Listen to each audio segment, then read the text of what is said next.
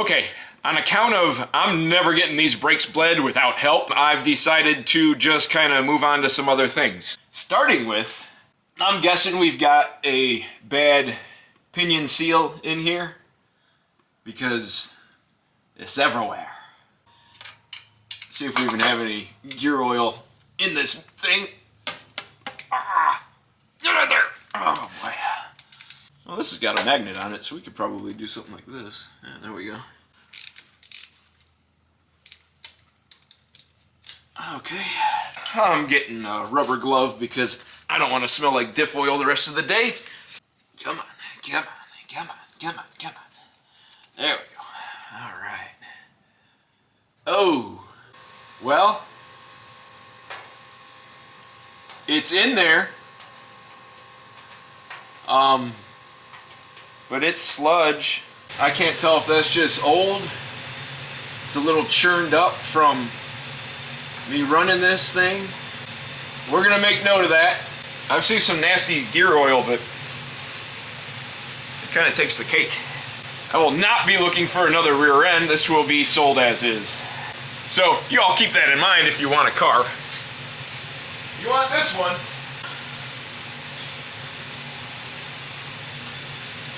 Ow!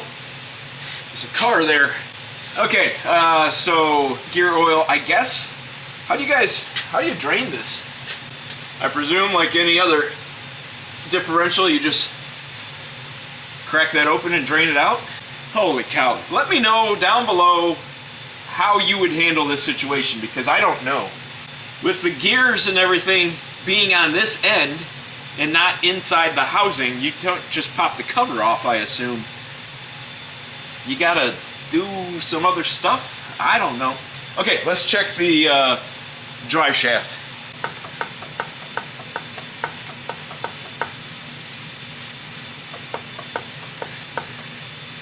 That doesn't look too bad. Let's check the front. I heard some clunking.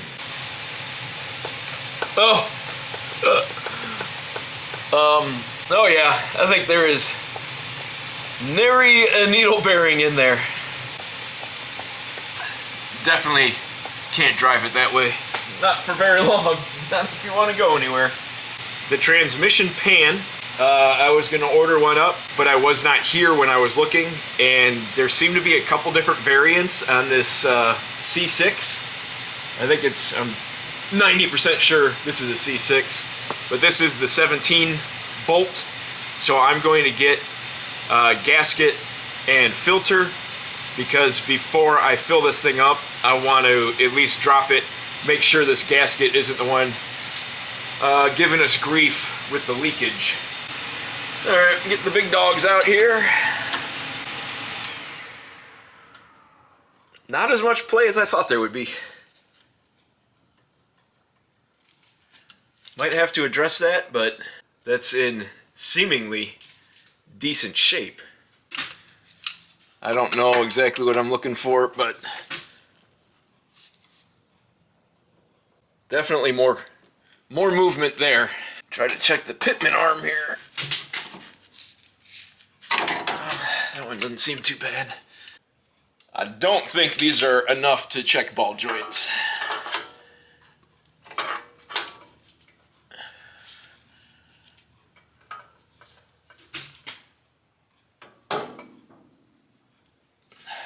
No, I don't think that's...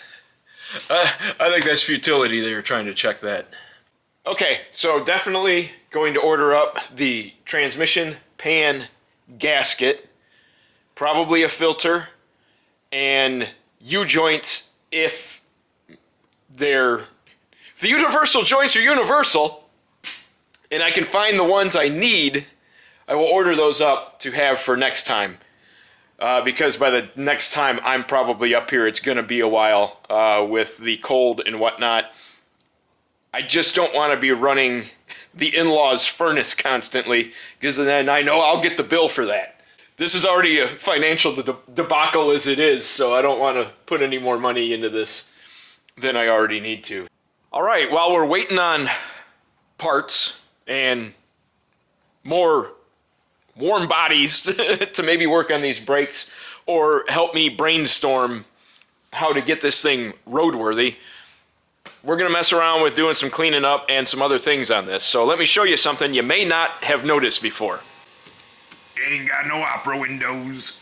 These were probably pulled out to paint this. I think I addressed this in the previous videos when we were pulling it out of the trailer.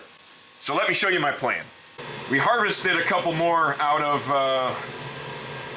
well, this is out of a Mark IV, another Mark IV that was not in any good shape really. And we have one out of a Mark V. The Mark V, unfortunately, is not the same shape. This is the Mark V window, and it's not quite the oval that the Mark IV window is. There were two of these, but some idiot broke it when he was trying to get it out, so we're gonna have to improvise. People sell them on eBay and stuff, but do I want to spend $100 or 120, 150, whatever it was? I don't want to spend more money on this thing than I need to. I just want to get this thing cruising and out on the road.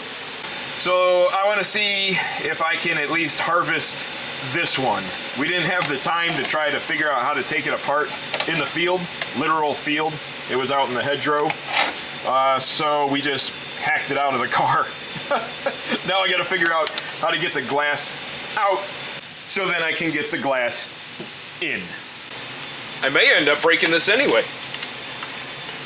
Literally. We might be going to eBay before this is all said and done. Okay, there we go.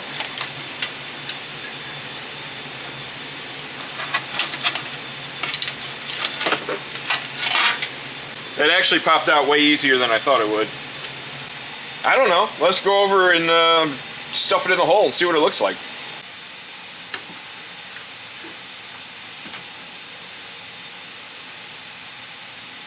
Well, that's it. I have the chrome trim for it somewhere. Well, now I'm extra frustrated that that other one broke. But hey, haha, we're onto something. All right, I'm gonna go see if I can get that other one pulled out and see if there's any way I'm gonna be able to clean it up, cut it down, and make it work. Or I could just spend the money and get them off of eBay, but we're trying to do it the cheap way first, boys. Cheap way is the only way sometimes. I'll probably break this window too.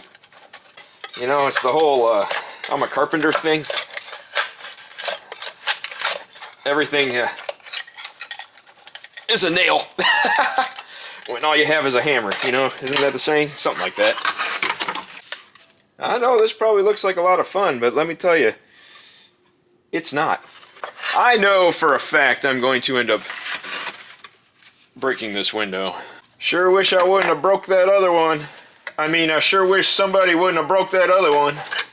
Well, if you can see, I'm not even sure how it occurred, but as I was removing it from its metal frame, it broke. So if I'm going to install a broken opera window, I'm going to get the broken opera window that matches that and will actually go into the car. If not, I will purchase something else off the interwebs. Man, I don't know. Maybe if I had a clue what I was doing, things wouldn't go awry on me.